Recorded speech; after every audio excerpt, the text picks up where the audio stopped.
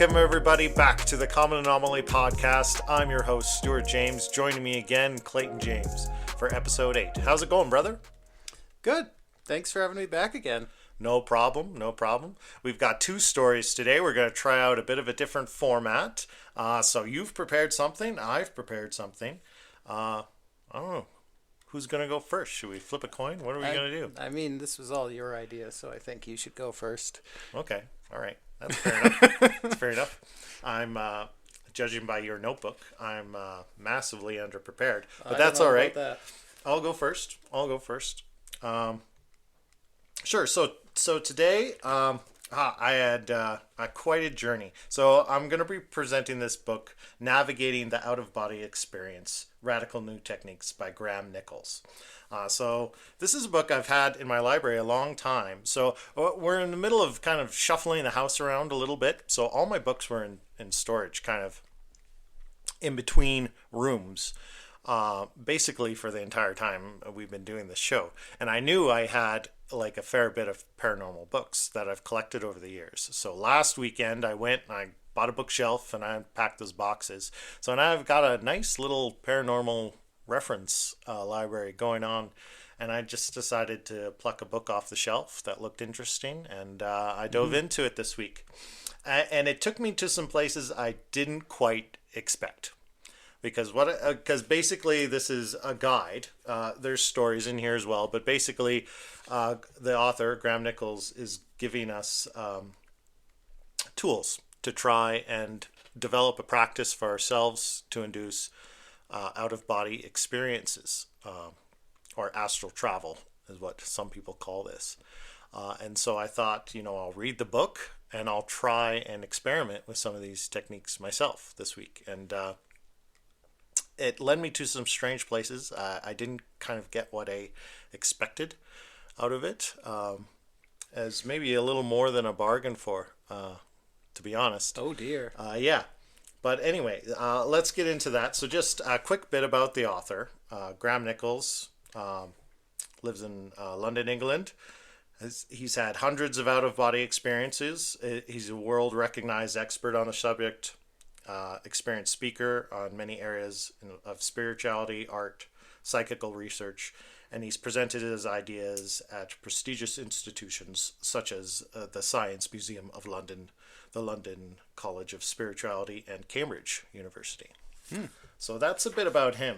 And so what I'd first like to do, sorry for the noise of flipping pages. You're going to get a bit of that. Sorry, folks. I'm not going to read out tons from the book, but I do kind of want to just read the opening paragraph because it gives you a good idea of what the book's about, where he's coming from, and the general sense of the experiences. So here's that. The author writes, I have watched the sun's rays breaking through the Earth's upper atmosphere while contemplating the swirl of oceans around the continents of the world beneath me.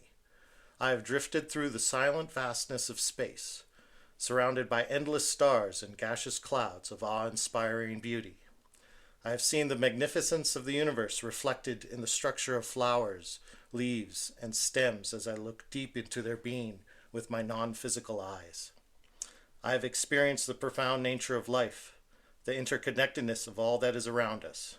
I have seen the wonders of the physical and the non-physical perception. I have stood at the threshold of life and death, and explored the hinterlands of consciousness. And through all of these life-changing moments, I have been aware that anyone open enough to the possibility can have similar experiences themselves. So that grabbed me right away. I thought, this will be cool. This will be interesting, right? I'll dive into this. And yeah, so there's definitely just some simple techniques that he breaks down throughout the book. And one of them was starting a dream journal.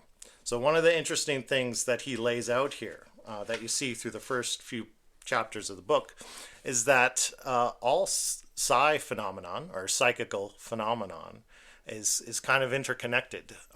I would say that it's all one and the same thing.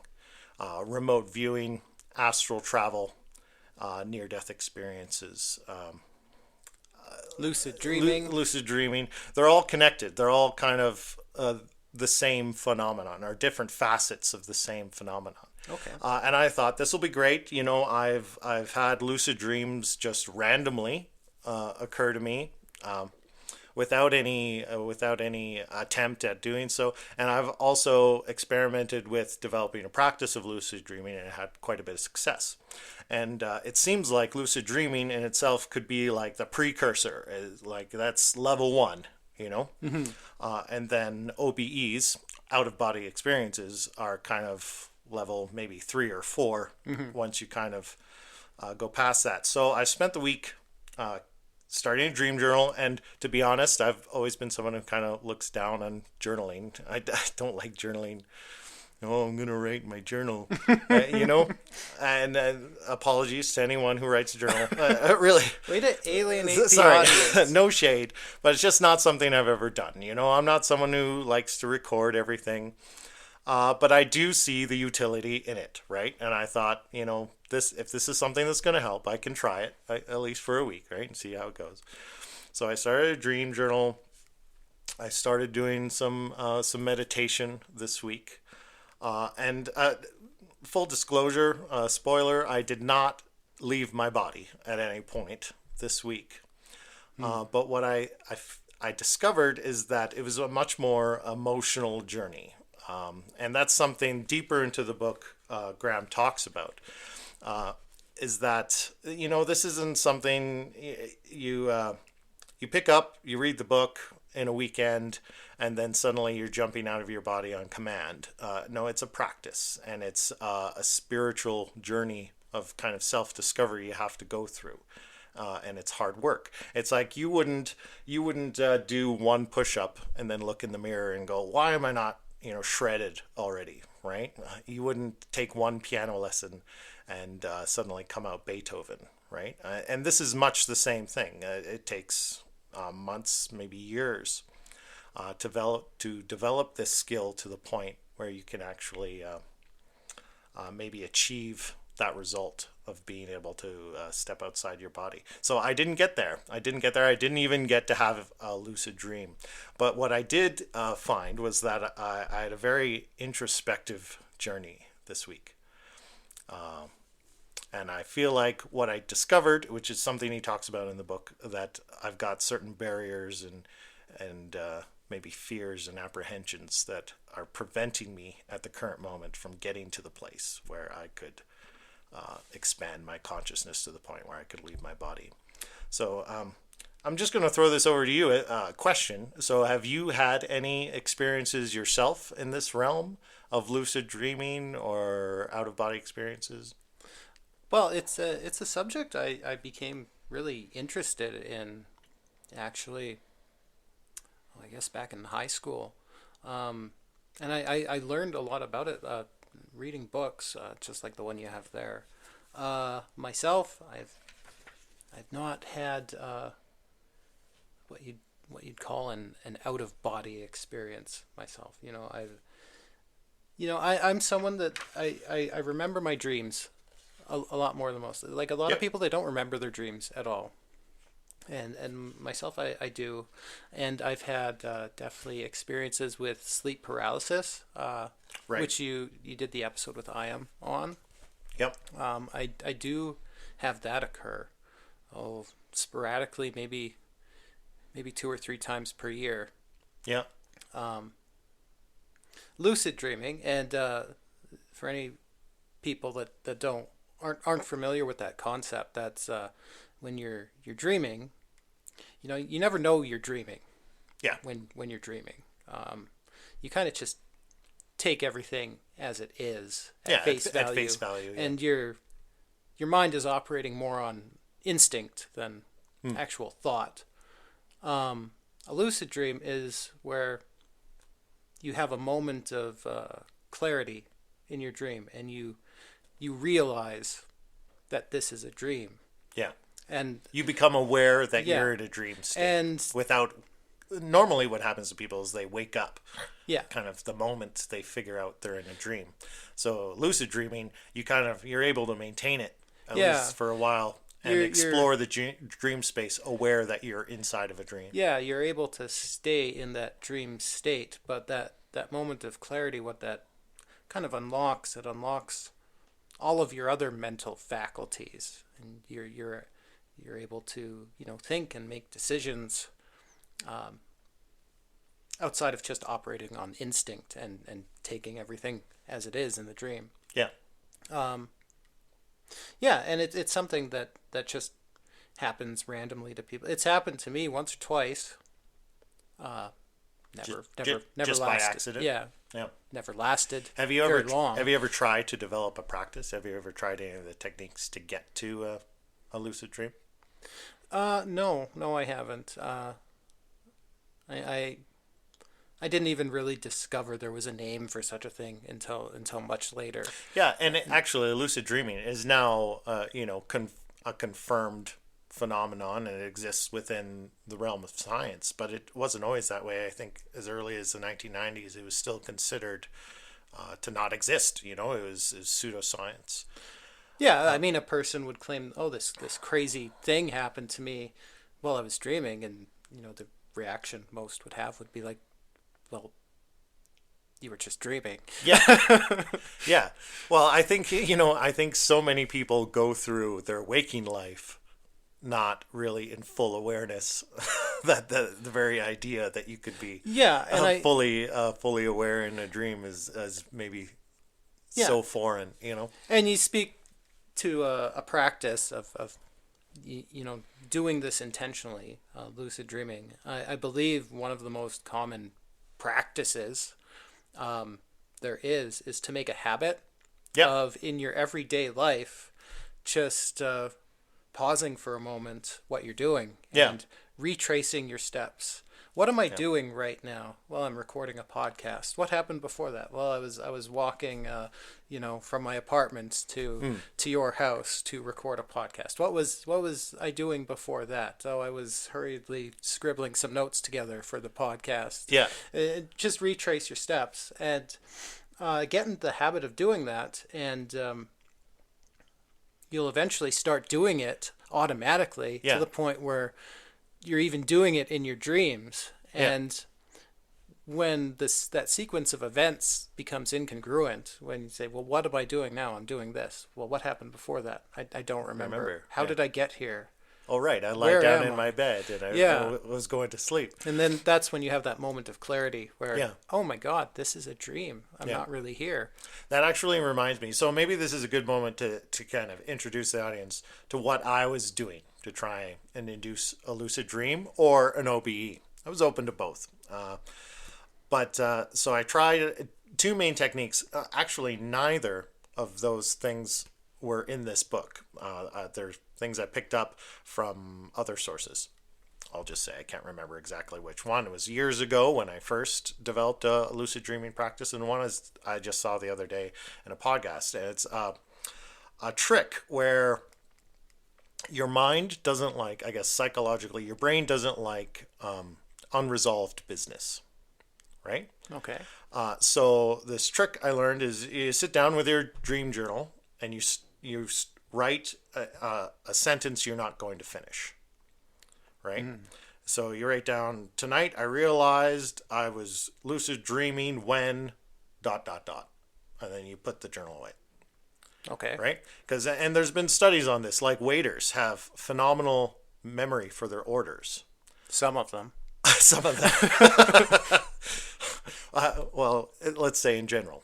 An experienced or practiced excellent waiter or waitress has a really good memory for orders up until the point they've paid the bill, and then the brain kind of dumps that information.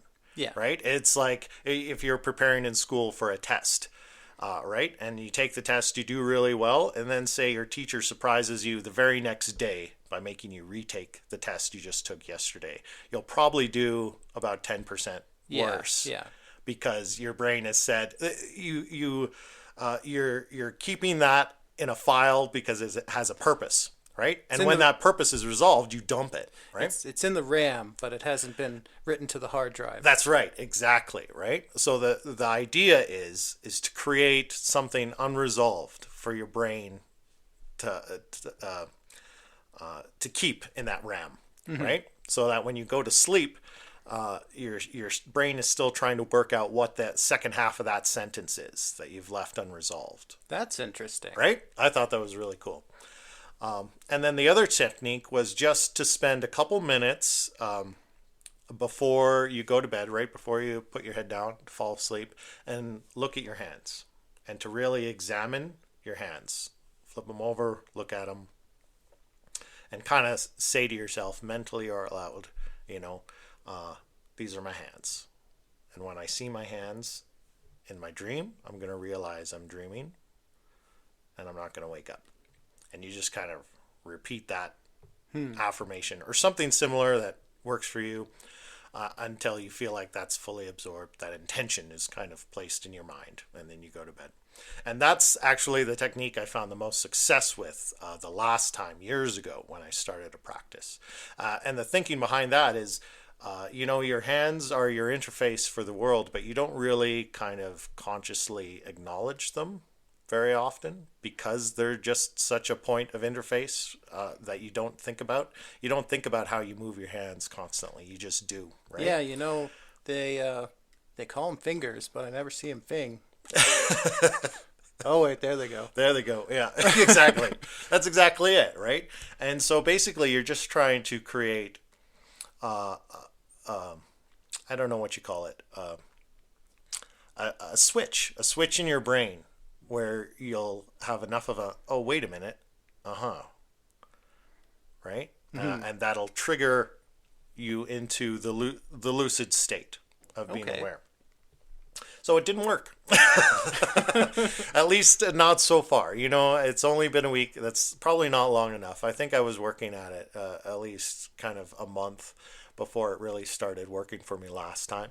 So I think I've got to stick with it just a little while longer and give it a chance. Are you going to? I am. Yes. I'm going to keep on with it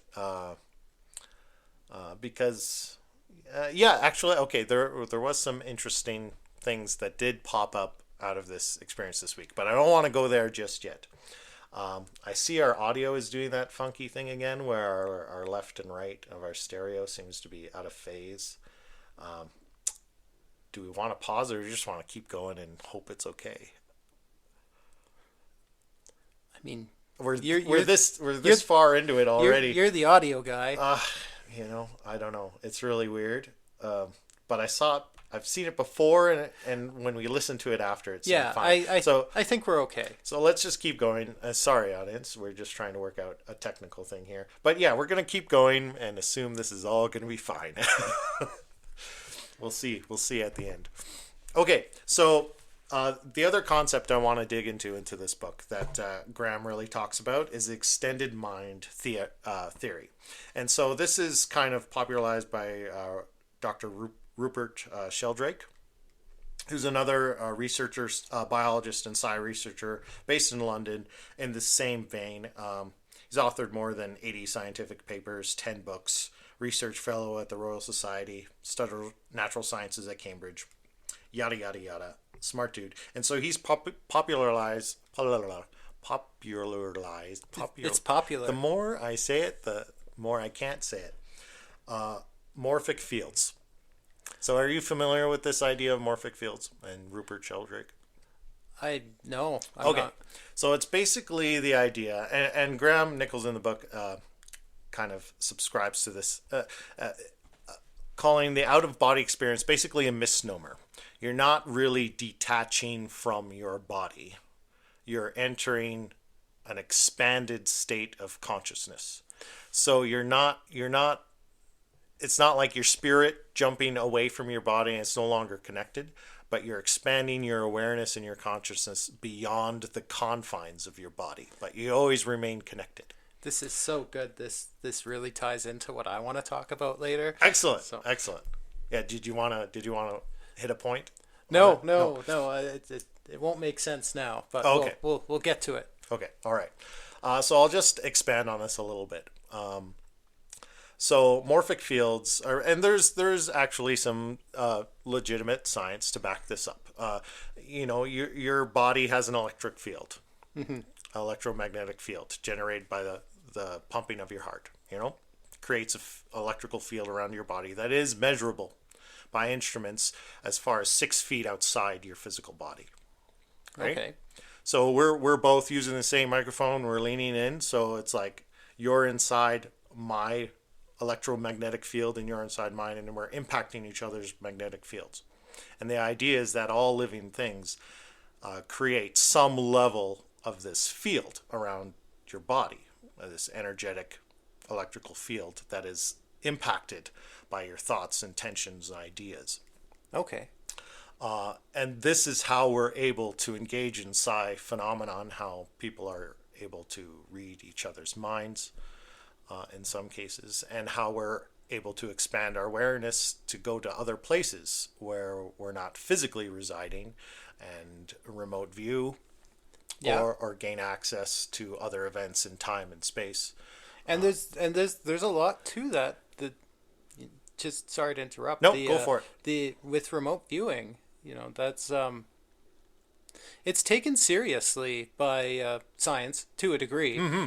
Like the U.S. military actually had a program where they were trying to train people to in the Cold War, to Russia remote as well. view and basically create a division of psychic spies. Yeah, it was a real thing. I forget what the name of the program was called off the top of my head. It's called. But there's a famous movie. I think it was maybe the men who stare at goats. Yeah, George Clooney. Yeah. All about that. Yeah.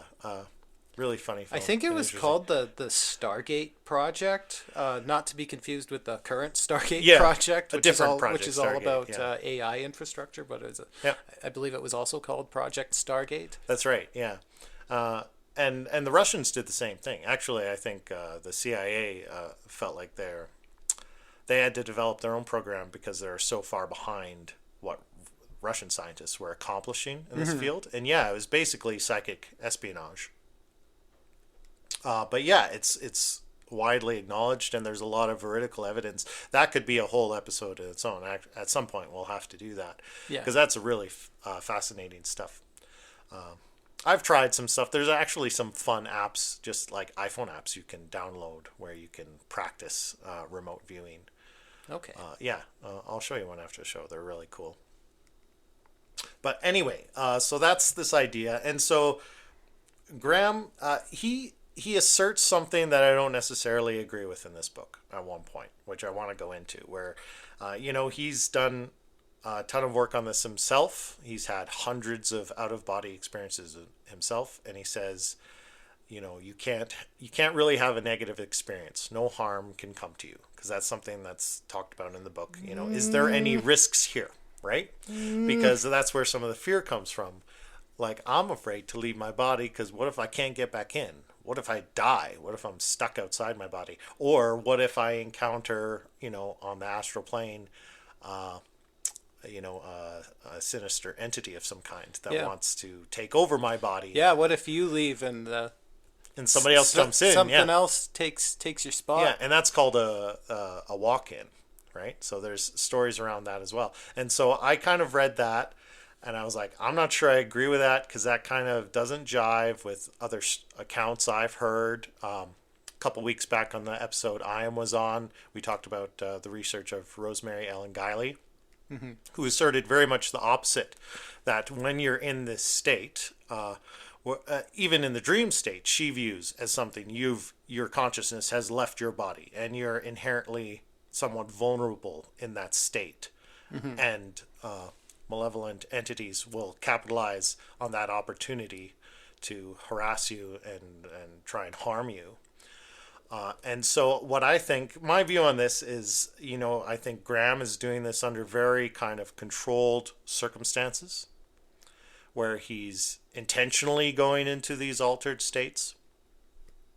And I think definitely the intention behind what you're doing, if you're going into an experience, intentionally inducing the experience yourself with the intention of it being very controlled, you probably will have more positive experiences than not. Yeah. Because you're very much in control of what's happening. But some people just fall into these altered states purely by accident, or perhaps they've ingested hallucinogens or other drugs that have pushed them into these states. Graham Hancock tells a story about having an out-of-body experience where I think he had a house party when he was a teenager, and he accidentally, electrocuted himself. And he was kicked out of his body. Like, if you imagine, what's the Marvel movie? Doctor Strange. Oh, yes. Yeah. Where he gets pushed outside of his body. It was just like that. He electrocuted himself on a kitchen appliance. Like, he was hung over the next morning after a party trying to plug in a blender or something, and electrocuted himself. And he got thrown across the room, and he realized that his body was on the floor on the other side of the kitchen, and he was floating outside of his body on the opposite end of the kitchen, looking at himself, but was able to, just go float over and get himself back inside his body, and he didn't die. Graham Hancock. That name sounds so familiar, but I can't place it. Was he on like Ancient Aliens or something? He has been. Yeah, he's been on Rogan. He's done a lot of stuff on ancient civilizations. So one of his Graham Hancock's big things is he thinks we're a species with amnesia is the famous thing he says. So he thinks we have a forgotten history where we were much farther advanced in ancient history. Also ties in so well to what I have here. So we'll talk more later. But anyway, we're a little bit on a Graham Hancock tangent. One thing he says that I really gravitate to when we look at psi phenomenon, because there is a stigma in our society. And one thing I saw him express, I think it was when he was on Joe Rogan, is that we don't, in our current society, we don't value these altered states. We very much place all our value on the high reason, rational state of consciousness, right? And with good reason. And what he says is you don't want the pilot operating the plane you're sitting on to be in an altered state. You want them to be in that state of awareness and pure rationality to operate the plane effectively, right? You don't want them exiting their body and going on a cosmic journey when they're supposed to be flying the plane you're on, right? So there's good reason for that, but that doesn't mean that these states of mind have no utility. We just don't attribute any value to them in today's world. Like there's no room for them in like the very mechanized world we have today. That's right. Everything's very materialistic is what I'd say, right? And so I think we've kind of neglected the spiritual side of ourselves. And I'm someone who's always thought, and maybe that's why I'm someone doing a show like this, is that there is more than what the kind of tools we have in these meat bags to perceive the world. There's more world out there than what we're able to experience with just our physical selves. So that's why I like exploring these kind of things. I imagine people I know listening to this must think I'm like super woo and out there now. They're like, oh, I had no idea Stuart was so kind of off the rails. But I'm not. I'm a very rational person. I'd say so. In my regular life. I feel like I'm very grounded. I don't know, maybe you perceive me differently, but I don't feel like I'm that out there. But I'm a curious person. You're probably more grounded than me. I just think I'm a curious person, and I'm open-minded. And why would you limit yourself? I always think it must be so boring for, let's label them normies or NPCs. Sorry, no shade to anyone. Muggles. Yeah. But people out there that don't think about these, that aren't curious about these things, and I always think, why would you limit yourself? Why would you shrink your world by so much, that to think that there's just this and just the ins and outs of your daily grind? I think, okay, at this point I'll speak about this. So going through this process this week, I was doing the meditating, I was doing the dream journaling, And while I didn't have any ecstatic experiences or anything like that, I didn't leave my body. I found I did end up in a very introspective state. And I actually got very depressed getting up, getting in my car in the cold, spending an hour in traffic, going to work. Like I very much felt the hamster wheel of my life the past week, you know? I think I had a similar week. I feel I like feel I like had that's most weeks. I feel like I had a week of Mondays this week. Yeah, but I think just the practice of doing this stuff this week made me kind of hyper aware of the daily grind. And it felt, a little empty, and it left me feeling a little depressed and kind of despondent. But I will say that I felt like, like it was a stressful week at work. There was certain stuff going on. There was a lot of pressure and stress.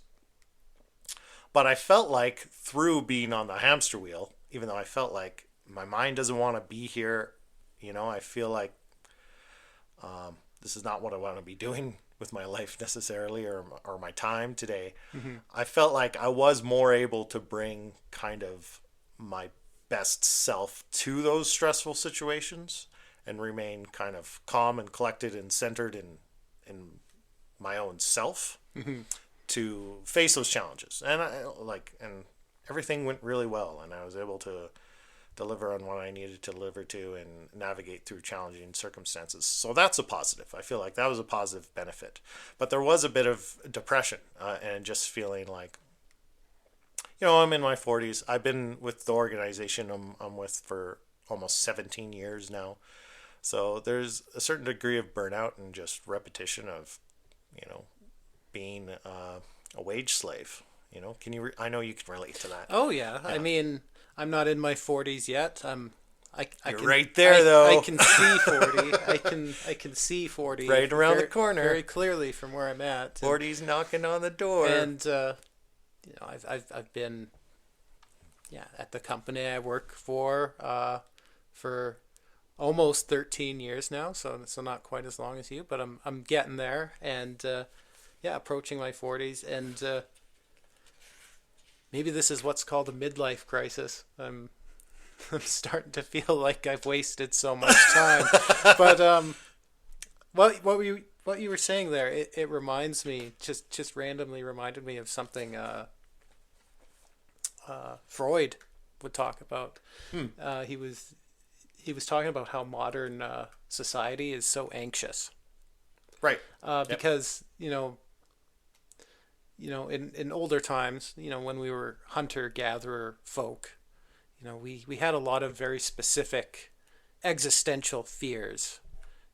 We used to be afraid of the weather. We'd be afraid of the rain and the snow. We'd be afraid we'd go out and some predator would eat us. Yeah. We feared the rain, so we invented roofs. Right. Or we just didn't want to be wet. We feared other creatures on the planet, so we basically enslaved them. We feared death, so we invented religion. There's a lot fewer specific existential fears these days, but kind of the unintended side effect of that is we all just have a very vague anxiety in our lives. Sorry, bit of a tangent, but no, it's very. What you were saying just reminded me of that quote from Freud. Yeah, and it's I don't know if it's not an existential threat, but it's kind of almost just a dread of nothingness, or of meaninglessness, if that's a word.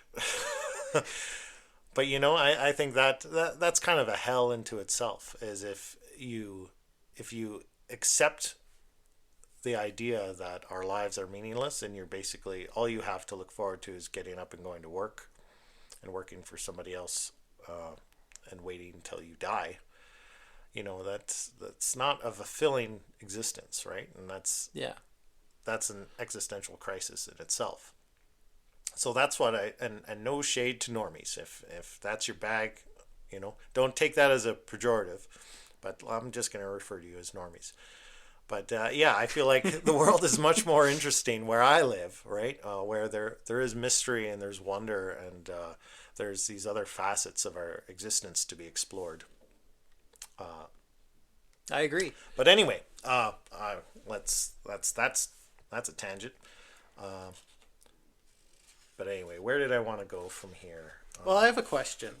Shoot. If you could have one of these experiences, if you keep with your practice, Right. and you I have a eventually breakthrough. have an out of body experience, where would you go? Where would I go? That's a good question. I mean, I know where I'd go. Oh, okay. Well, where would you go? I'd go to Mars. Mars? Yeah, that would be on the list for sure. I mean, I'd probably go all over the solar system. But yeah, and I've not traveled much in my life. I've been a few places, but there's a lot I haven't seen in the world. So yeah, I definitely explore our planet and explore the other planets. Probably, but that's just on this physical plane.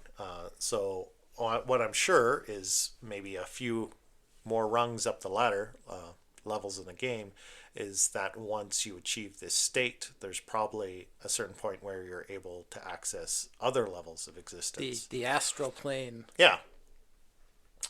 So I'm sure the next step would probably be to try to connect with that. But yeah, I think it would be initially it would be more about just trying to absorb the realization that I am not my body, that my consciousness, my awareness, my soul, if you will, is something more than this bag of meat in front of you, kind of thing. Because I think just that realization in itself could be transformative into. Yeah, it's something you'd have to ease into. Kind of Yeah. like with VR. Yeah. The first time I tried out a VR headset, Yeah. I was only able to have the thing on for maybe 5 or 10 minutes. Yeah. And I said, I think I've had enough of this. That's a lot, yeah. I've had enough of this. But then with repeated use, you get used to it. You get more comfortable being in that immersed state. And actually, one of the things Graham Nicholls talks about is both sensory deprivation, and I very much wanted to hit this note, so thank you, and sensory immersion.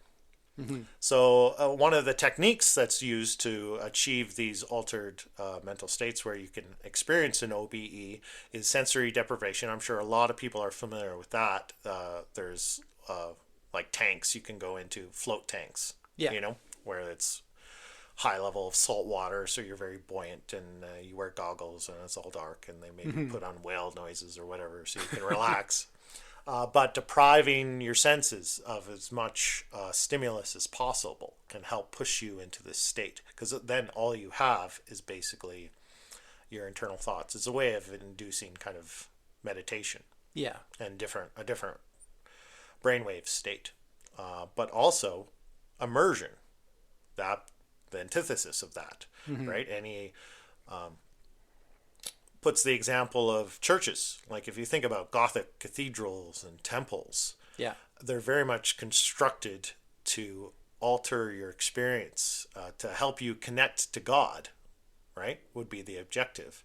But it's basically creating the ideal environment to which you can do this. And he's actually, I think one of the art installations he did back in the early 2000s was a VR experience. But instead of an ornate kind of elaborate temple, it was barren empty spaces. Okay. Like if you think about the Matrix loading room where it's just all white around you, right? And using that kind of stimulus to create immersion or deprivation to change your perceptive inputs. And I thought that was really curious. And if you think about like even just like a sweat lodge, right? We always use kind of tools and stimulus to alter our state of consciousness, right? You turn the heat up in a sauna, Yeah. smoke some tobacco, and you get really sweaty, and then you get a drum beat going. It changes your brain waves, Yeah. right? Yeah. So we use immersive stimulus as well as deprivation to kind of create the opportunities for these experiences to happen. I hadn't really thought of it that way. Interesting, right? Yeah. One of the things he also suggests is he talks about exercise and practices and getting enough sleep. And one thing I really disagreed with him is he recommends a vegetarian or vegan diet. So I don't agree with that. Just say that right now. I did not give up meat this week.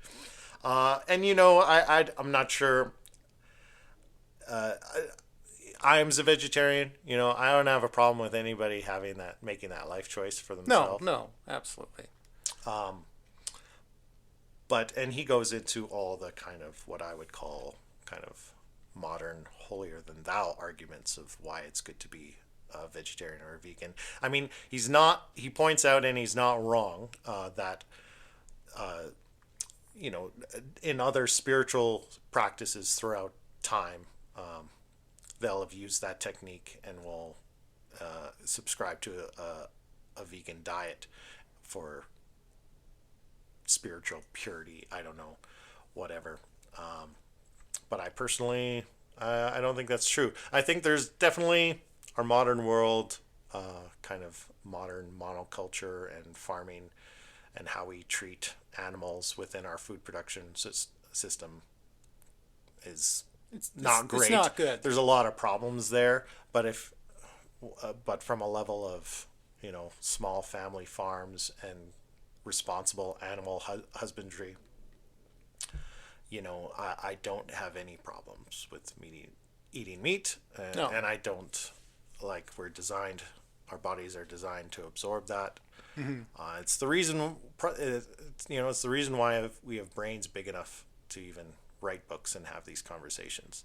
So yeah, brains are expensive. Yeah, and they need the fuel, right? And we have 6 different organs devoted to absorbing animal fat, right? Mm-hmm.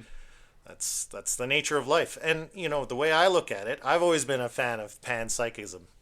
So I think the plant is no lower a life form than the animal in that regard.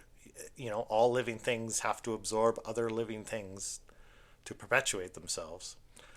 You were just making a value distinction between our fellow animals and plants, right? But lettuce screams when you eat it. True story.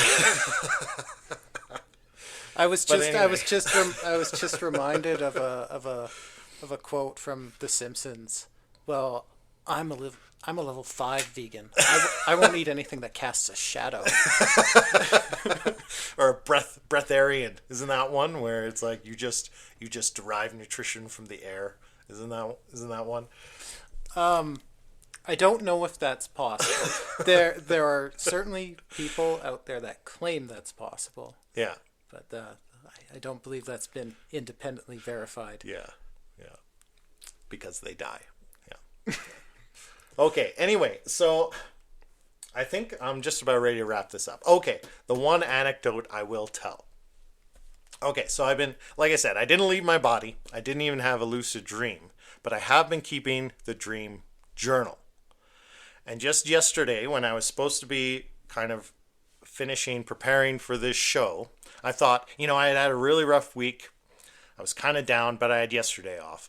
And so I'm going to devote my time yesterday to getting my head right, getting out of this funk I'm in, refocusing on the subject matter for the show, meditating. And so I was doing all those things. And then mid-afternoon, before I even got to looking at this book again and refreshing my memory and finishing my research, I was called downstairs. I was doing laundry, and all the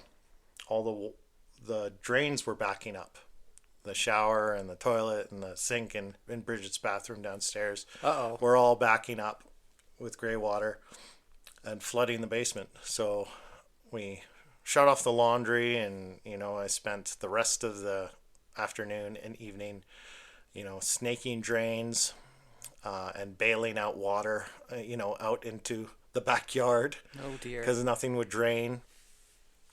We tried calling a plumber. Plumber said call the city. And the city didn't get here until about like 9:45 at night, because it was a clog in our main mainline drain. Oh, okay. So it was kind of between the house and the right. Yeah. But they were great. They were in and out in like 20 minutes and fixed it, and we're all good now. But so that was an ordeal that took up a lot of time during the day, and then it was all done. 10:30 at night. I thought, oh great, I can finally relax. And it dawned on me, wait a minute, my dream journal. And I went back to my dream journal, and the night before, I had dreamt that something was going on outside, and the whole neighborhood was flooding and filling up to the property line. Interesting. Yeah, right. And then even there was a weird detail of having to wear like a living snake as a belt, or something like that. Snaking drains. And I was snaking, yeah, right. And I was like, holy shit, did I dream the future? Maybe. Have you ever had a precognitive dream? They're Didn't you dream lottery numbers one time? I did. I remember one time you being super bummed. I did. This was way back where I had a dream that I had won the lottery. Yeah. And I very specifically remembered the lottery numbers I had picked in my dream. I very, very specifically remembered it. And and you don't typically remember numbers and things like that. Yeah, and I actually, when, like, the next day, I'm like, oh, what was that? What was that? I remember these numbers really specifically, so I wrote them down. And I didn't actually go out and buy a lottery ticket. I didn't. I was like, oh, it's just a dream. I was all excited about it at first, but then, as I got my day going, I became less and less enthusiastic about it. Yeah. And you probably forgot about it because your day takes over. Yeah. I completely forgot about it. And then, either later that night or the next day, I was just randomly remembered this. And I'm like, oh, yeah, I never went out and bought lottery numbers. I wonder what the winning numbers were. Because there was a lottery draw the night before. And they were in your numbers. And my numbers won. Man. And I didn't buy the damn ticket. That must have been a hard blow. Yeah, I was... that must have been really awful. I was pretty devastated. Yeah, it's like your whole life course could have been different from that point on. Yeah, but I'm kind of glad I didn't win the lottery. There's a different version of you in another reality that's uber rich now. I doubt, because how old was I then? I was probably in my late teens or early 20s when this happened. Yeah, you probably would have lost it all by now. And I don't think young me would have been very responsible with the money. Right. And I think my life would have unfolded in a way that would have made me a very different person today. So interesting take, yeah. Now I'm glad I didn't win the lottery. Yeah. Well, that's good. That's a healthy outlook. I mean, I'm not sure I would be able to get there. At the time, I was choked. I can only imagine. Yeah, but anyway, I feel like I've definitely had, I think, precognitive dreams before in the past. Nothing huge, but it just, like you, I tend to remember my dreams. They stick with me a lot of the time. And I've definitely had moments where I'm not even thinking about it, going through my day, and all of a sudden I'll realize, like, wait a minute, this is exactly what I dreamed about last night. It's never been useful. But maybe a dream journal will help with that. Maybe putting a stronger focus on what's going on in my dream life will inform me. Even earlier this week, I had a dream. It was very nebulous. I don't even remember what the rest of it, but I just woke up remembering this instant coffee tin that Mom used to get. It was this blue tin, and it was like a French vanilla flavor. And I don't know why that's important. I think it was purely just because it reminded me of Mom in some way. And the next day, I was at work and she called me. And Mom usually doesn't call. She'll usually she will check in once in a while via She'll text text, message. And I always get a little worried when I see Mom's name on the phone ringing, because I think, oh no, something's happened. Yeah. Something bad has happened and someone's hurt or something like that. Yeah. But no, she just decided to call instead of text, and wanted to catch up and see if we'd have dinner this weekend or whatever. And I mentioned to her, I was like, hey, do you remember this coffee tin of this instant coffee she used to buy? And she's like, oh yeah, I know exactly what you're talking about. It's this. And maybe that's pure random coincidence nonsense. Maybe there's nothing to that. But maybe that stuck out to me in the dream because on some level I was making mental contact or perceiving what was going to happen the next day. Yeah, and she called you the next day. Yeah. And I don't know. That's not exactly an earth-shattering experience. The flooding thing is more interesting.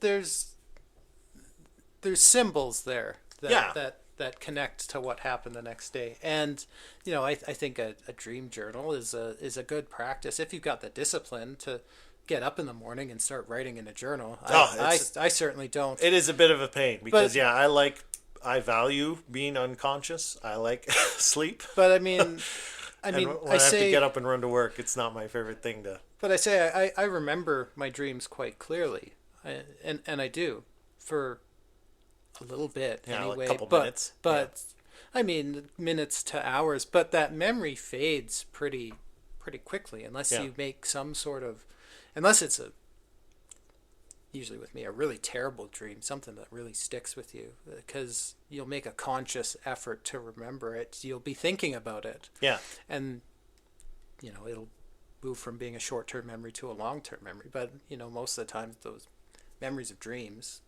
you remember them, but it fades. Yeah.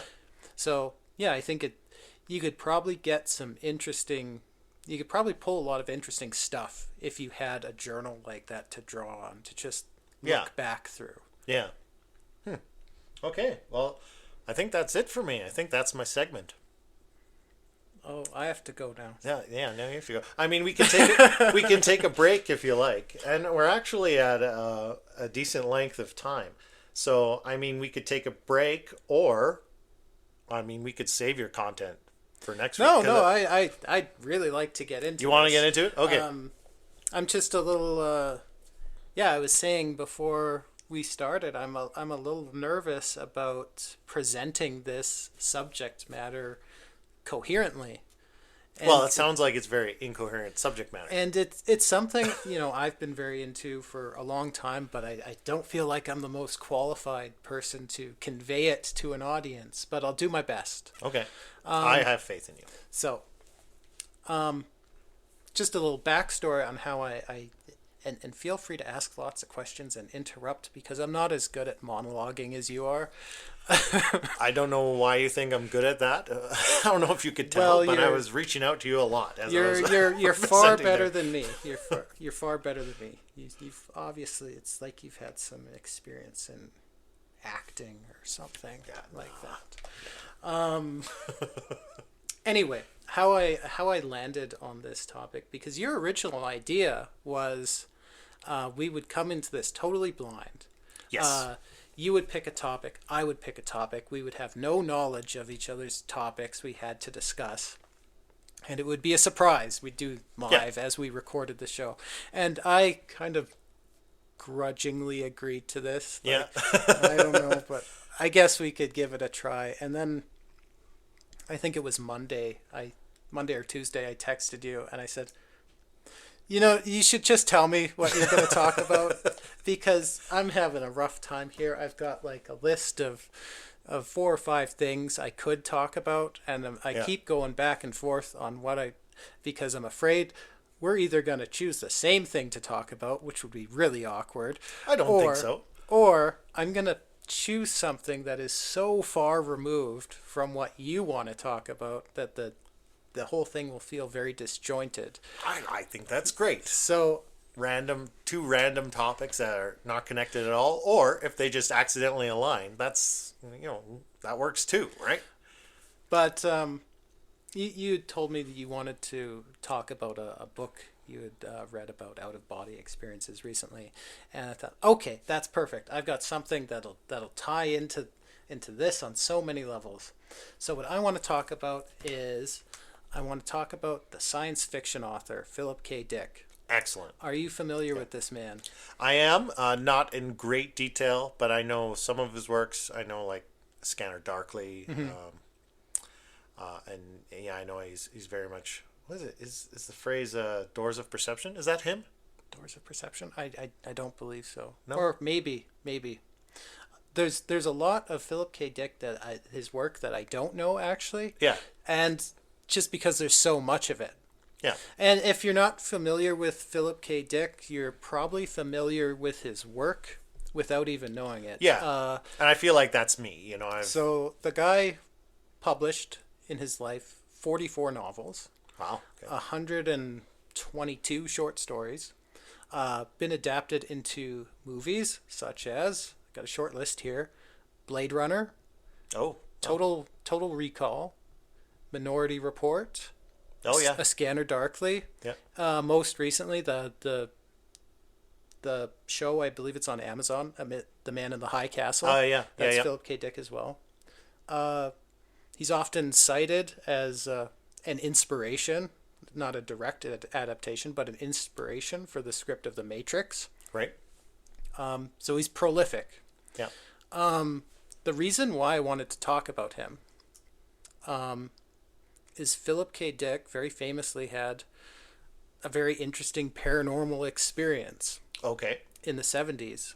And he developed sort of an obsession with it, and it very much consumed the final decade of his life. Oh, interesting. And I brought a book with me today. I was showing you just before we started. It's Yeah. a very thick book. It's called The Exegesis, and it was not published while he was alive. Basically, the book is Sorry, what's it called? The Exegesis. Say it again. Exegesis. What's that mean? It's I don't know what that word means. I was really just trying to get you to flub the word, like, so I wouldn't feel bad about my own. But yeah, go ahead. It's this book was published after he died, and it's not something you can pick up and read. It doesn't have any through line or any coherent narrative thread. It's basically a collection of his personal papers, his journal entries, his essays he's written, his letters, basically his mad ramblings in the final decade of his life as he was trying to make sense of this paranormal experience he had. Right. So, just a little backstory on Philip K. Dick. Born in 1928, Right. One of two twins. He had a twin sister named Jane Charlotte. Both of them were born 6 weeks prematurely. Okay.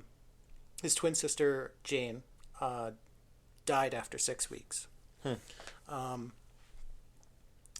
So this becomes very significant in his life because he felt like, and it definitely influenced his work in many ways because he always carried a sense of guilt with him over that. His mom even told him that, Philip and Jane, Philip was always hungry, or Philip always was given more milk. Right. And, Right. Jane eventually died. I mean, Yeah. this So he was had, like, survivor guilt. Yeah, and this was in the 1920s, and these were both very sickly children, and this family was impoverished. Yeah. So it was something that happened. And actually, when Jane was buried, the headstone on her grave actually had both names on it because Phil K. Dick wasn't expected to live very long either. Wow. Yeah. So, throughout his life, whenever he went to visit his sister's grave, he was seeing his headstone Right. right next to hers. Yeah. He was visiting his own grave too. Yeah, that'd mess you up a little. Yeah. So, I say this just as some background on things that kind of influenced this man's personality. Mm-hmm.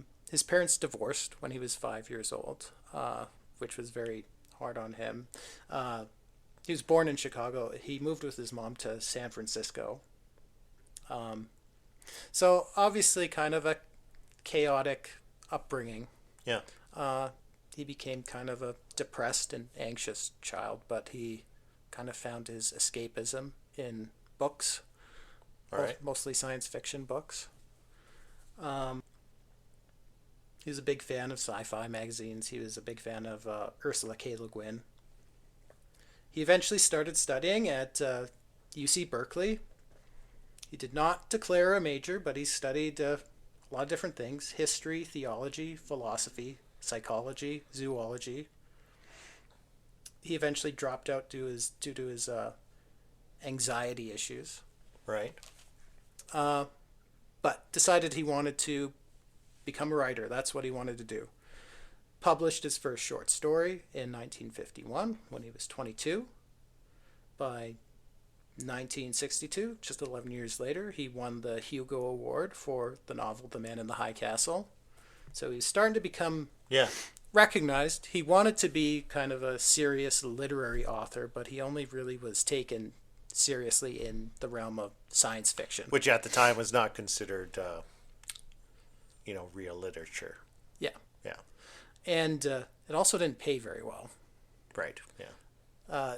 We think of Philip K. Dick now. He's this very prolific author. It's a big name that everyone knows, household name. He very much lived in poverty his entire life. He had a very chaotic personal life. I just spoke about how prolific an author he was. 40 some books he published. Sci-fi didn't pay that well. He had to churn out a lot of work. Yeah, I was just gonna say, if it doesn't pay very well, you gotta balance it out with quantity, right? And to maintain this sort of pace of his working life, he did develop an addiction to amphetamines. Right. Yeah. Because he would basically just write for days at a time without sleeping. Yeah. Until he finally crashed, and this definitely took its toll on his mental health. I can imagine. Too. Yeah. Took its toll on his relationships. He was married 5 times. Wow. So he had trouble maintaining relationships. But he was also able to find a wife 5 times. True. Glass half full. He was probably a very charming man at the same time. But yeah, his if you look at his work, there's a few common themes in his work. Dystopia. Yeah. He's got this theme of dual personalities in a lot of his work. You remember A Scanner Darkly. Yeah. And the overarching theme in all of his books is that the world is not quite what it seems. There's usually some big reveal in every one of his stories of a false reality. Right. Wow. Anyway, this brings me to the paranormal experience he had. Yeah, I was curious at the start. You didn't. So yeah, I kind of wanted to just give a little bit of preamble on the man. Absolutely. Yeah. So his paranormal experience, which very much consumed the rest of his life, it happened on February 20th, 1974. Oh.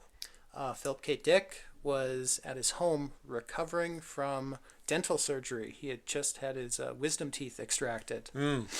And he was waiting on a delivery from the pharmacy. They were going to drop off his painkillers. Mm-hmm.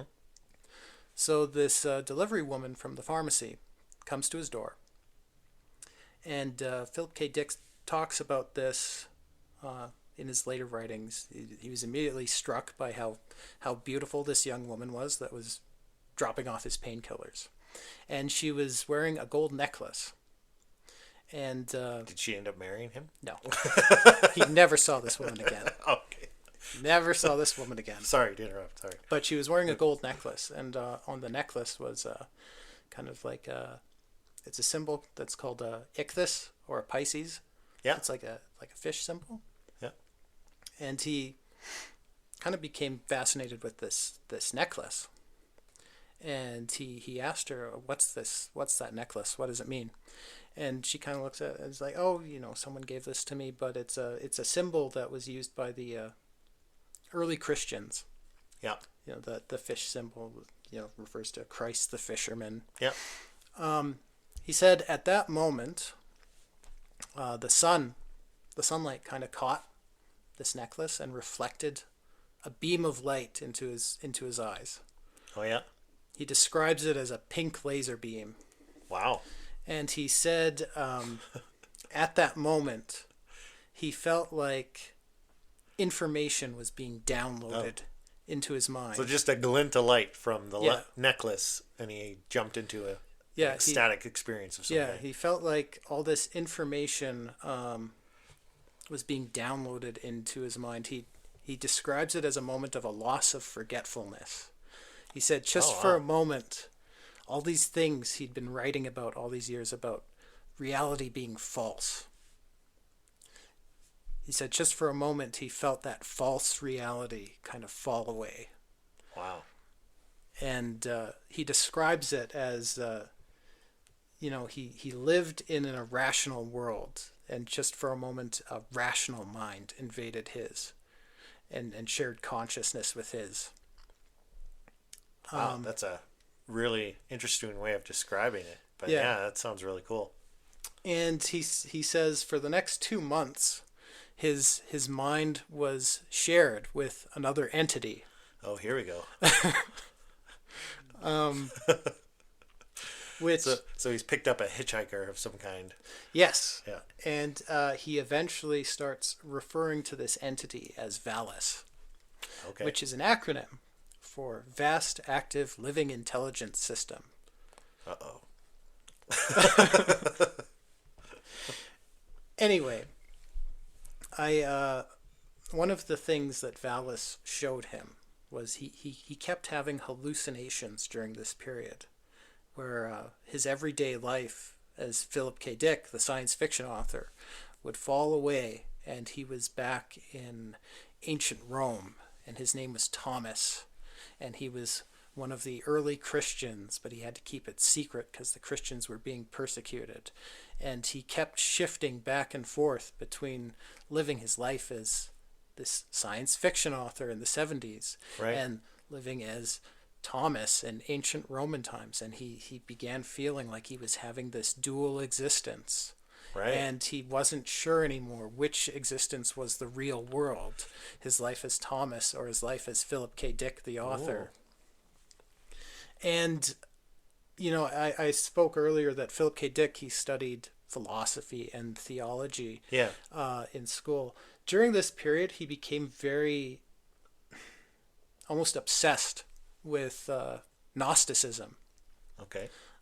Gnosticism, I've got a whole page of notes on Gnosticism here.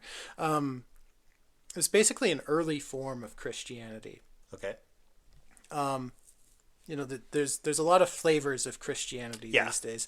A lot of them stemmed from the Catholic Church. The Catholic Christianity went through, I guess, a reformation in the Middle Ages. It split into all these different kinds of Protestantism. Yeah. But back in the first century, there were other kind of strains of Christianity. The one that kind of emerged as the dominant form of Christianity we know today was the Catholic Church. Yeah. But, there were other strains of early Christianity. Gnosticism was one of them. All right. Considered heretical back in the day. But the reason Philip K. Dick became obsessed with Gnosticism was Gnostics believed that the material world was false. The material world was an illusion. Right. Yeah. And that the kind of God of the Abrahamic texts, Judaism, Christianity, Islam. Yeah. That's the God you'd call Yahweh. Okay. Yep. Gnosticism believes that Yahweh is actually a false god. He's a mad god that rules over a dead, broken world. Okay. That is illusory. Sounds like a fun guy. This idea strikes me as almost kind of Lovecraftian cosmic horror, Yeah. actually. Yeah. But anyway, the this false god is actually kind of a lesser deity, and is hiding the true nature of the universe from us. And modern Christianity believes that the path to enlightenment kind of the path to enlightenment is through faith and through a personal relationship with Jesus. Yeah. Gnostics believe that the path to enlightenment is intuition and the revealing of hidden esoteric knowledge Right. that will let you transcend this world of illusions, this reality of illusions we live in. So based on the conversation we just had, like I've been very much engaged in a Gnostic practice the past week. Yes. Basically what you're saying. Yeah. Okay, cool. Especially when you were saying, it's almost like you're not leaving your body.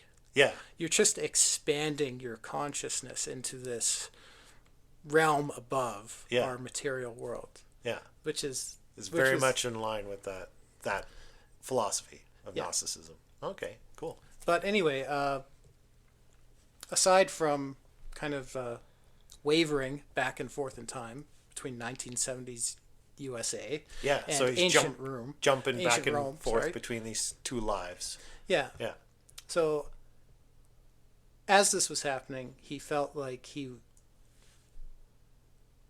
was sharing his consciousness with this entity known as Valis. Okay, so he's got a whole other personality as well.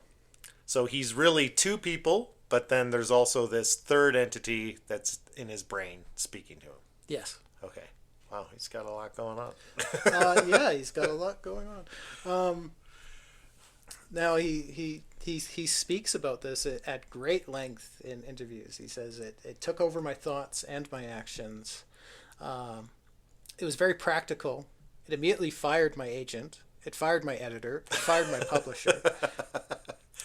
It was very practical. It decided the carpet hadn't been vacuumed recently enough.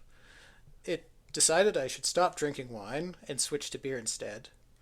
It did make elementary mistakes, like calling my dog he and the cat she, when the dog was a she and the cat was a he. Kept referring to his wife as ma'am.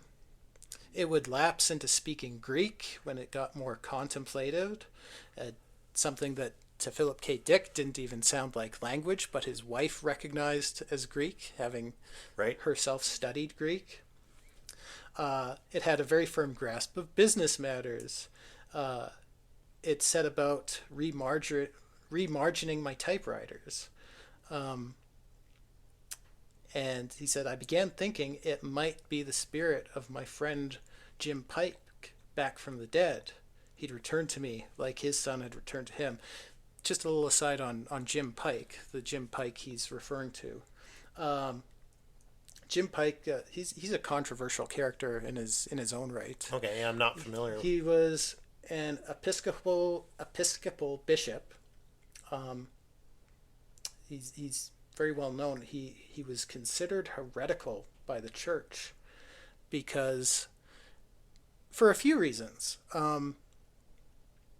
And this was back in the 50s and 60s. He was an advocate for desegregation in the church. Okay. And he was an advocate for ordaining women in the church. Oh, okay. So very progressive for his time. Yeah. And he also got into a bit of trouble with the church because he became very interested by the occult and spirituality, especially after the death of his son. This event Philip K. Dick is referencing his son coming back to him. He performed a seance where he claims he was able to speak with his dead son. Right. So someone who was, he was a bishop in the church, but eventually they decided it's a bit of a heretic too. So anyway, moving on. Well, if we can rewind 2 seconds to your description about Philip K. Dick's account of all these things this other entity made him do. Mm-hmm. And just as you were kind of going through that list, it occurred to me that this is starting to sound a lot like multiple personality disorder. A little bit, yeah. And oh, just wait, it gets stranger. Okay, all right. Continue. It gets stranger. He said, my wife was very impressed because of the pressure it put on people in my business. Money started flowing in. It immediately set about dictating letters to Congress regarding what was happening in the 70s while this was happening, the Watergate scandal was happening. According to Philip K. Dick, this entity dictated several letters to the Congressional Committee, which was investigating the ongoing activities of then President Richard Nixon. It wrote a letter to the Roman Catholic Church declaring that a miracle had occurred. It strikes me as convenient that he's got this other entity to blame for all the, for speaking to his wife in a not nice way of firing his agent, and it's a little convenient. Yeah, it's a little convenient. So this entity also told him that Philip K. Dick, he had an infant son at the time. It told him that his infant son had an undetectable birth defect, which was could kill him at any moment. So Philip K. Dick and his wife, they take their son to the doctor and have all sorts of tests run and discover this is actually true. Oh, and okay. He does have something wrong that needs to be corrected that could kill him at any time. So Philip K. Dick said, after this entity had been with me for several months, it had calmed me, healed my son. What did it heal him of? His belief in the false reality that is the real world. After all this, the entity told him that the entity, he said, showed him a beautiful garden that he could walk through. Okay. And it said to him, I'm going to leave you now, but when you're an old man and it's time for you to die, I'll return and I'll bring you back here. And he said he found that remarkably calming. Okay, well that doesn't sound so bad. But it also said to him, I've always been with you. I've been with you your entire life. And basically that it had always been influencing him in some way. Like a spirit guide or a daemon. Yeah. And he said he got the sense that this entity was basically all-knowing and existed outside of time. Now you think of the things this entity supposedly showed him, that reality was false, and it had always been sharing his mind. The very same themes are constantly coming up in books he'd written. Themes of a false reality. That sounds a lot like a daemon. Have you heard of the daemon? Are you familiar with this? Daemon. It's if I'm expressing this or recalling this correctly, I believe the daemon, it sounds like demon, but it's different. It's basically referring to the higher self. So the analogy, a daemon could have multiple lower selves that it influences. So think about the analogy I like is of a video game. So if Super Mario is you, the daemon would be the guy holding the controller, right? Okay. And that he could influence your life, right? But he's basically the higher order consciousness that you are. And that when you stop existing, that daemon still exists, and he can, he could switch game cartridges and play Tomb Raider, and now he's the daemon of Lara Croft or whatever else, right? And so that's a very Gnostic sounding belief. Yeah. But it sounds like that's what this entity is expressing to Philip K. Dick. Yeah. That I've been with you your whole life. The reality you live in is false, right? And that there's a larger existence, and I've been guiding you through your life. It sounds very much like that same concept. Yeah, yeah, exactly. But just wait. It gets Okay. weirder. All right. So, Rabbit hole gets deeper. so this is kind of why Philip K. Dick kind of becomes obsessed with this idea for the rest of his life, because after this, and again,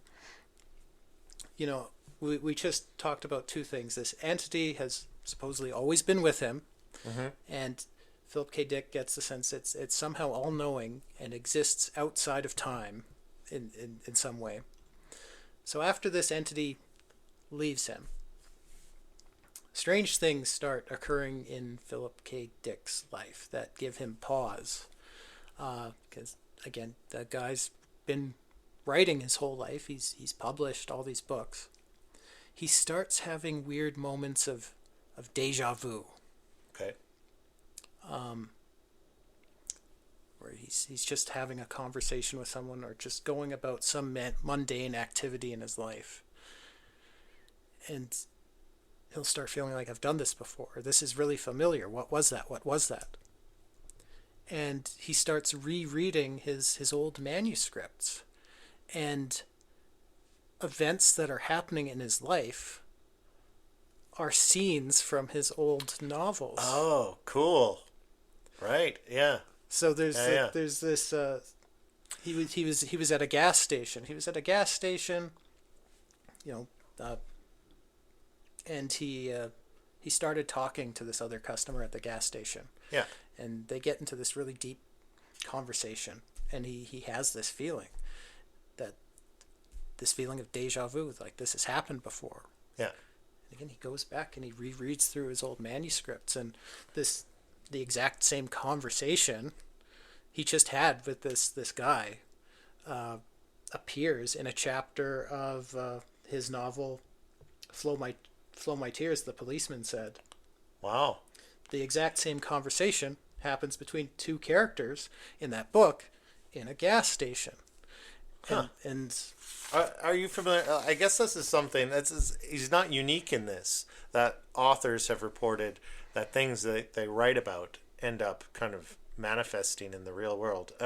Like, have you heard those stories? There's a famous one about the Titanic, where there was a book, that preceded Futility. The book was called Futility. Right, yeah, where it's basically the exact events of what happened to the real life Titanic, but it was in a novel that was written a decade prior. Yeah, and the ship in the book was called the Titan.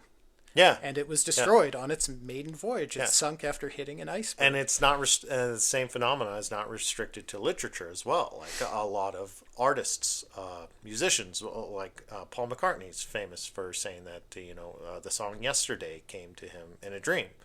And he's not the only one that has an account like that. Where I think a lot of creative people will express that they feel like the ideas don't always come from them. It's almost like they're channeling them from somewhere else.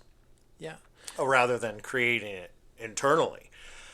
So maybe there's something to that. Maybe that's an expression. The creative act itself maybe is an aspect of how we connect to these morphic fields or this collective subconscious and draw upon it. Yeah. And maybe people that are creative and engage in creative activities just have that they're a little bit closer to that connection and kind of can download from that space and achieve like a gnosis. Maybe that's a source of creativity. The Gnostics had a word for that. Is it gnosis? Gnosis is one of the words, okay. but not what I was getting at. The Gnostics have kind of a word for kind of the divine spark that exists within all humans. Every human has a fragment of this divine spark in them, and that word is logos. Oh yeah, okay. Yeah, when you're accessing those things, when you feel like your information's being downloaded from somewhere else, you're accessing the logos. But there's a quote here I want to read from Philip K. Dick, and this should sound familiar. This should sound very familiar. We are living in a computer programmed reality. The only clue we have is when some variable is changed and some alteration occurs. We have the overwhelming impression we are reliving the present. Deja vu. Yeah, that's Matrix. Where have you heard that before? Yeah, it's the Matrix. The Matrix. Anyway, Philip K. Dick, he died about 10 years after this experience. He had a series of strokes. Wow. Probably brought on by his decades of drug use, addiction to amphetamines. And he was actually buried next to his sister in that grave that he had his entire life. But in the 10 intervening years between this experience and his death, he wrote very frantically. And what was compiled out of many of those, I mean, he did write a handful of other books. He wrote Valis, which is basically a fictionalized account of this experience he had. Yeah. He wrote a couple of other books. He died before he could finish his final novel, which I believe was going to be called The Owl in Daylight. Nice reference to Moloch and the Grove there. Yeah. Would have loved to read that. But mostly he was writing very frantically, trying to make sense of this experience, later compiled into this book I have with me, The Exegesis, which is not an easy read. Yeah. It's not a easy, and even in writing it, he wavers back and forth between what was this experience? Was this God? Was this aliens? Was this some government program trying to mess with me? Am I just losing my mind? Yeah. He doubts himself a lot, and you don't often hear people who are actually losing their minds question their own sanity. Yeah. Which gives him some credence, but it's very disjointed and rambly, but there is this overarching tone of urgency to it. Almost like he could feel like his time was winding down. Right. And he needed to make sense of all this. But some of the things he talks about is how he's got this. He's constantly referencing what he calls the Black Iron Prison, which is the false world that we've been led to believe is the real world. Prison planet. Yeah. And occasionally little bits and pieces of information from the real reality kind of filter through or intrude upon this illusion of a world we live in. All right. And that's why we see UFOs or see cryptids. These are little bits of information filtering down from the real world. Right. Cool. Yeah, it just seemed like a very relevant thing to talk about, especially now. There's so much talk now about simulation theory. Yeah. Is the world we live in the real world, or as Elon Musk likes to say, base reality? Yeah. Probably not. A lot of very Gnostic ideas. Wow. And,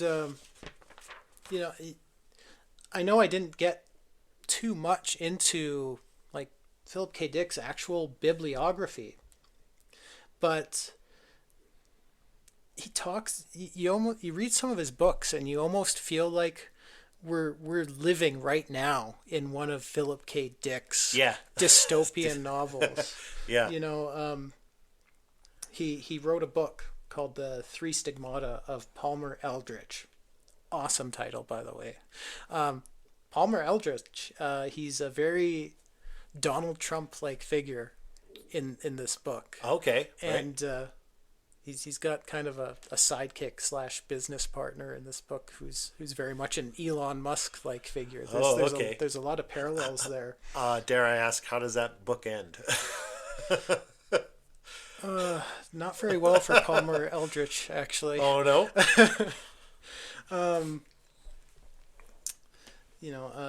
A Scanner Darkly, which Philip K. Dick describes as a fictionalized autobiography.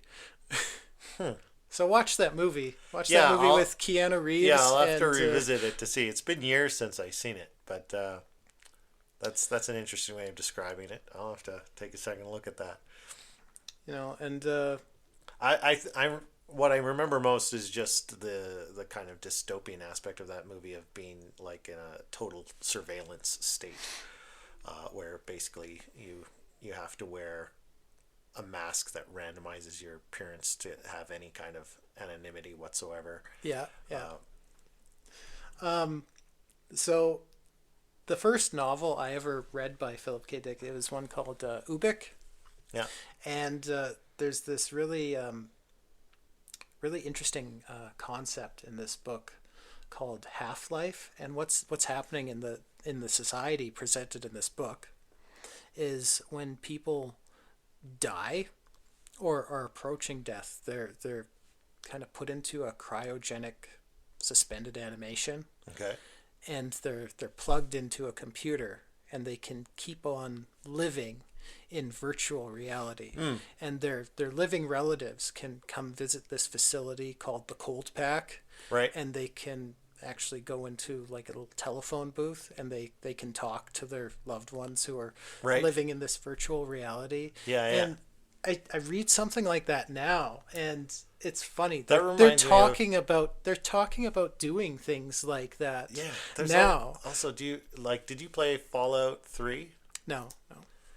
I think there's like a stage there's a little storyline in Fallout 3 that's exactly that, because everyone knows Fallout now because of the TV show.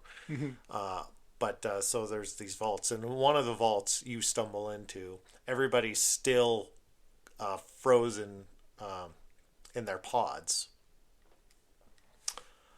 And I think it's like you're trying to find your father, and your father is apparently in this facility, and so you have to upload yourself, and they're all living in this simulation in the Fallout shelter, right?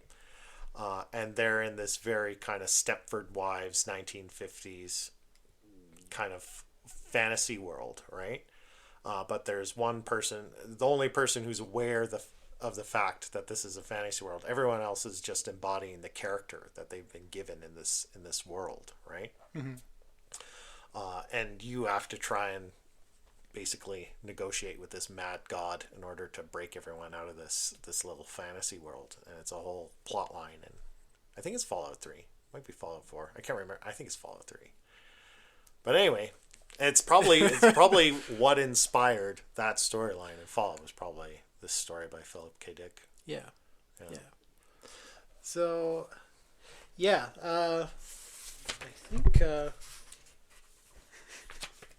I think there's a lot more I could talk about with Philip K. Dick, and so many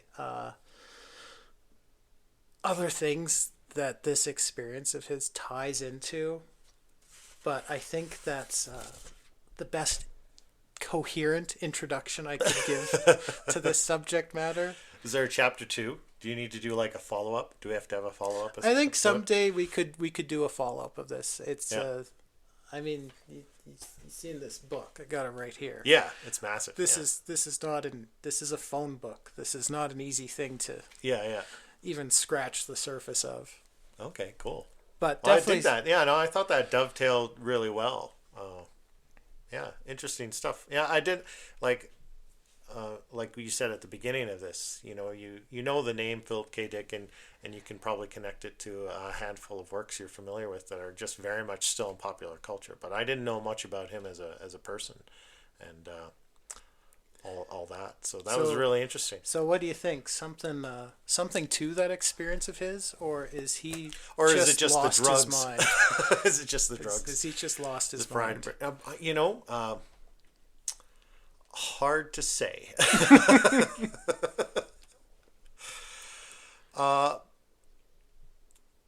But no, and yeah, definitely when you're talking about, oh, he had this experience which seems to validate, Yeah. did he really have that conversation with the guy in the gas station, or is that just, you know, a kind of mental fantasy that's induced by madness and drugs? Or, Yeah, uh, we only have his word on it, but some of this has been corroborated by his wife at the time, okay, yeah, saying, during this 2 month period, he did lapse into speaking Greek, speaking Greek and he when doesn't speak Greek. when he has Yeah. no knowledge of Greek. Okay, yeah. So, yeah, I mean, I would think it's probably a bit of both. Maybe it could be maybe it's multiple things. Maybe it's psychosis and chemical influences, and maybe those two things combine to actually give him access or an altered perspective. It's not mutually into something real. exclusive. Yeah, maybe it all feeds into each other, right? And then yeah, maybe his connection to it. Maybe he doesn't have the healthiest connection to that expanded conscious viewpoint because it's come out of drugs and psychosis. Yeah. And that distorts everything, makes it come out in unhealthy ways. But does that mean the connection isn't real? I don't know. Because one thing that I do take away from books like this and other literature that does strive to, and I'm referring back to Graham Nicholls' book, and there is other papers and literature out there that very much documents the reality of things like psi phenomenon and remote viewing. So, in my mind, I would say it's certain that this phenomenon exists. So maybe it doesn't matter so much how we connect to it. I mean, obviously, you want to do it in positive ways or ways that serve your life in a healthy way. Yeah. I don't think Philip K. Dick did that. Yeah. Yeah. But that doesn't mean he wasn't accessing and, something. Yeah, and we're now putting value judgments on how he lived his life. But, maybe, I believe in the rich tapestry of experience, right? Mm-hmm. And I don't know, maybe he really loves the way he lived his life, the ups and downs, I don't know. Who knows? Who am I to judge? But I mean, he's obviously left a legacy and a lot of thought-provoking work that, is influencing people today. Yeah, I would encourage everyone to pick up some of his books. Yeah, they're he's published 44 of them, and they're not the longest reads. I mean, he published on average 2 or 3 books a year. Wow. Yeah. Yeah. But it's fascinating stuff, and yeah, sometimes I kind of look at the world around us, and I feel like we're living in one of his books. We're in the Matrix. So it's a very relevant time to be reading his work. Yeah, I would agree with that. Yeah. Okay. All right. Wow, look at that. This is like a full-on podcast episode. We're approaching 2 hours here. Oh, new record. Yeah, new record for sure. That was really good. No, I thought that was a really great conversation.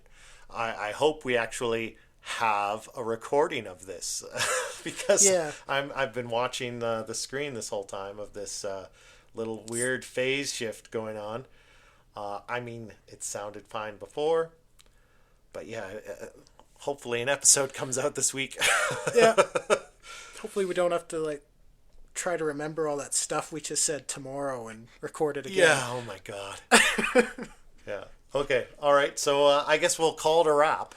Okay. We'll call it a wrap and actually see if I can put this together. But yeah, thanks for joining us, everyone, for another week. This was episode 8. Oh wow, we're getting up there. Yeah. Got quite a catalog developing. So yeah, that's really good. I think around episode 10, I'm gonna get some hats made. I think that logo would look great on a T-shirt. Yeah? Or a hoodie. I want a ball cap. I want like a embroidered baseball cap. That's what I want. A T-shirt would be easier though. I'm not a hat guy. Maybe we could start with T-shirts. Yeah, I mean, you could. I'll get you a T-shirt. You could. And I'll You get a could do hat. both. You know, it Anyway. doesn't have to be one or the other. Anyway, that's a few episodes down the road. Let's actually get there first. But yeah, no, I'm really happy with how this is going. I didn't know when I started this. Like mentioned way back in the first episode, this was basically an audition tape to begin with, and it just spiraled into its own thing. But I'm really happy with it. I'm still enjoying it. I'm happy to see more and more audience joining us every week. So I'm really proud of what we're doing here. So, and thanks for everyone who's listening. And I guess we'll wrap it up there finally, and we'll see you next week for episode number 9. Have a good night.